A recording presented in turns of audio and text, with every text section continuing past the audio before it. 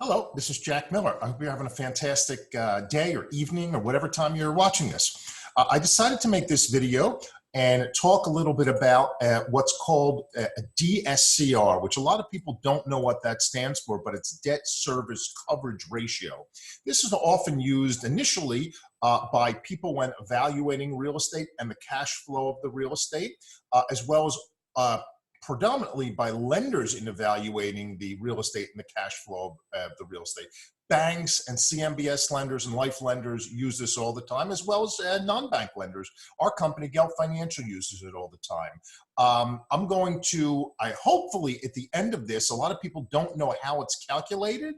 I'm going to go into how it's calculated and maybe just give a few things I've learned over the years. Some of it's subjective, some of it's not on it.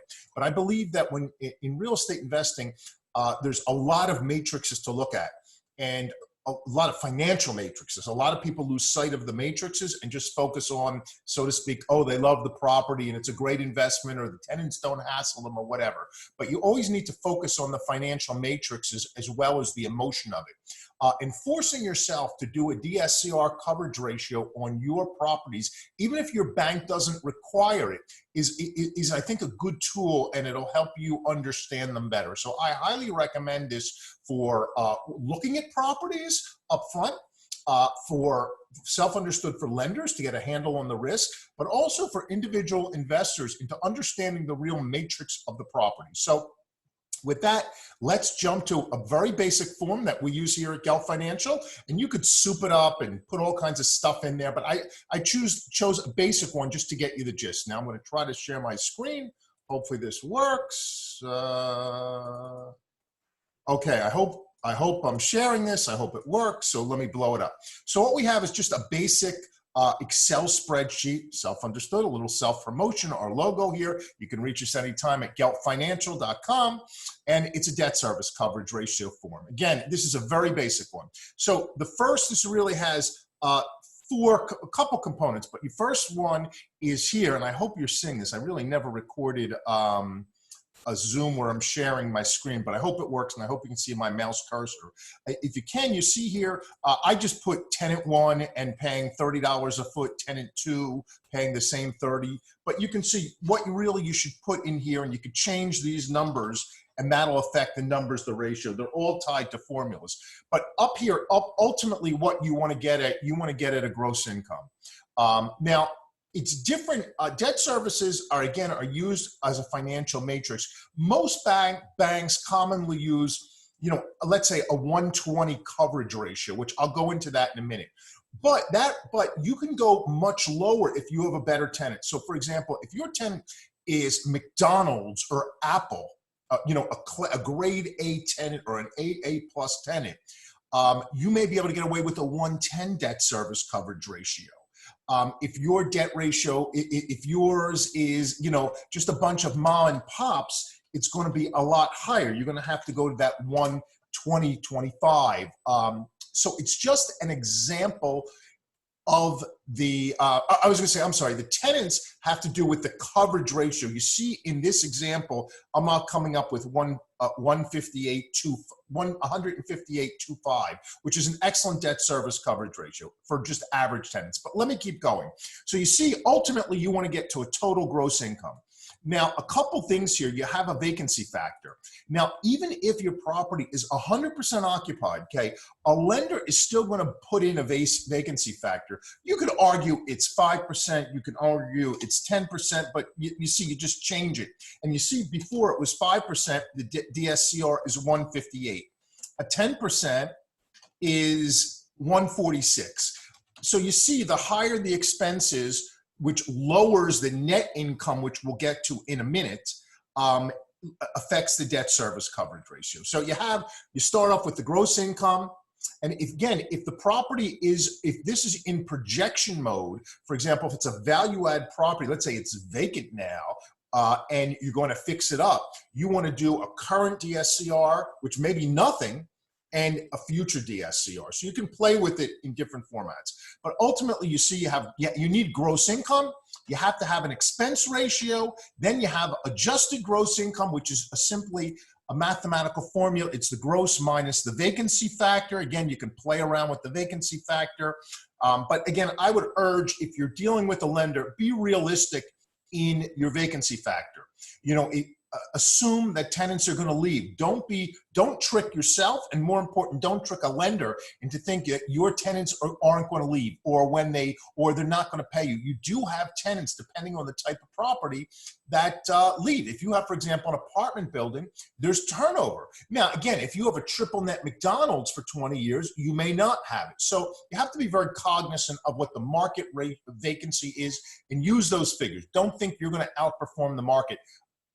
People very rarely outperform the market, and a lot of people make that mistake thinking. So again, you get to adjusted gross income, and here's expenses. So you see on this spreadsheet, the expenses are $175,040. And where does that pull from? You see, you hit the formula over here, and I hope you're following this on the Zoom.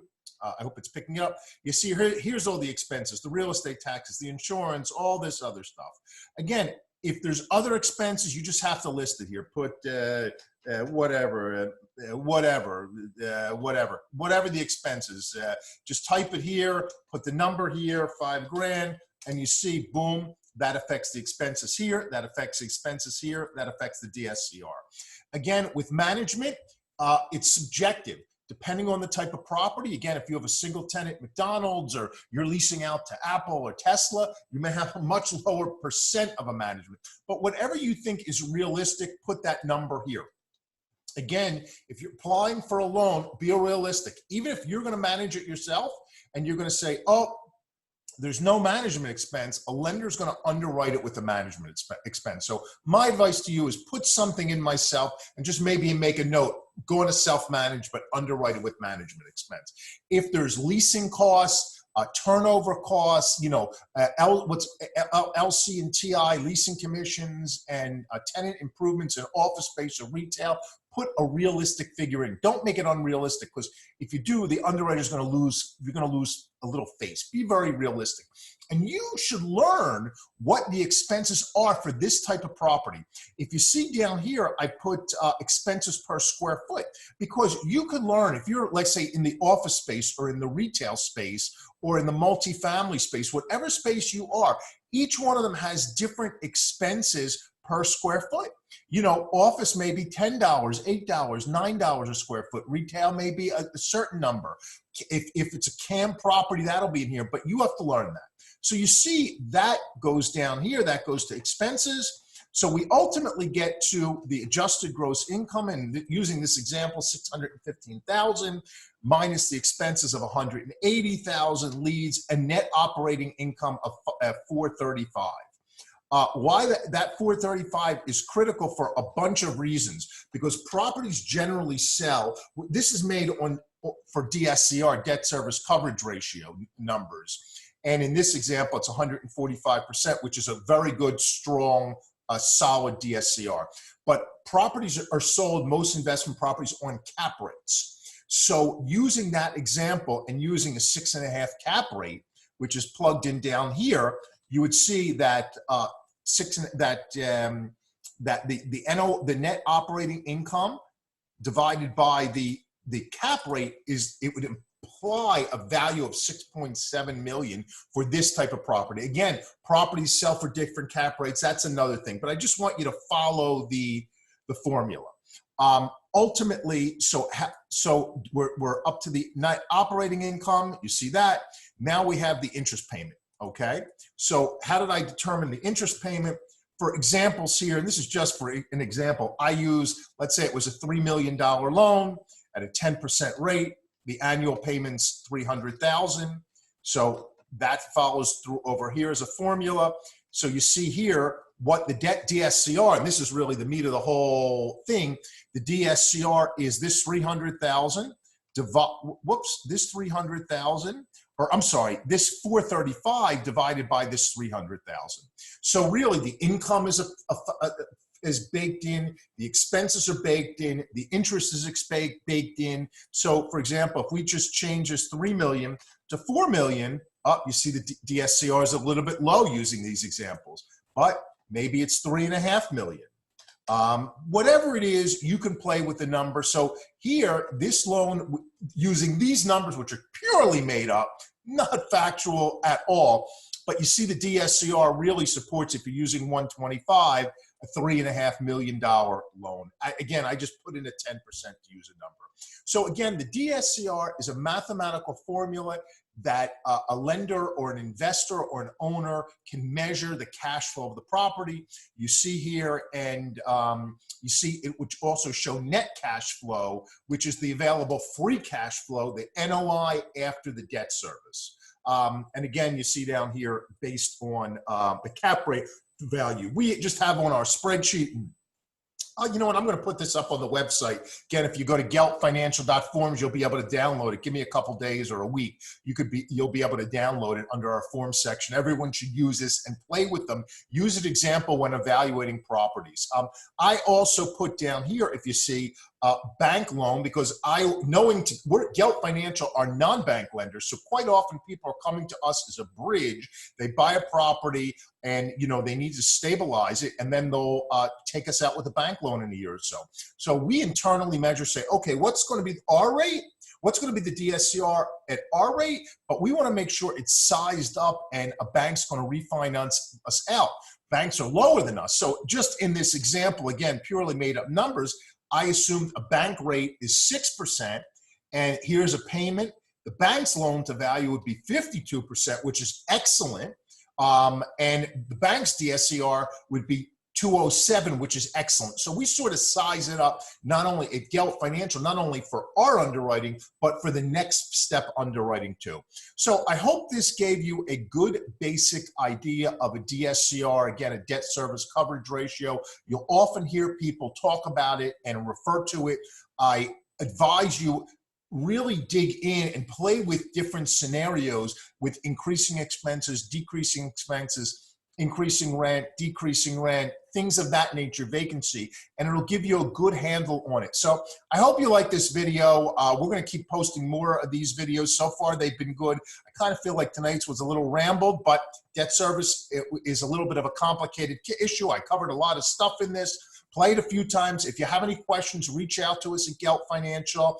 Even though we're lenders, we really love real estate, and we're excited about it, passionate about it, and we want people to be passionate about it too. So check us out anytime at geltfinancial.com. Remember, when your bank says no, we say yes.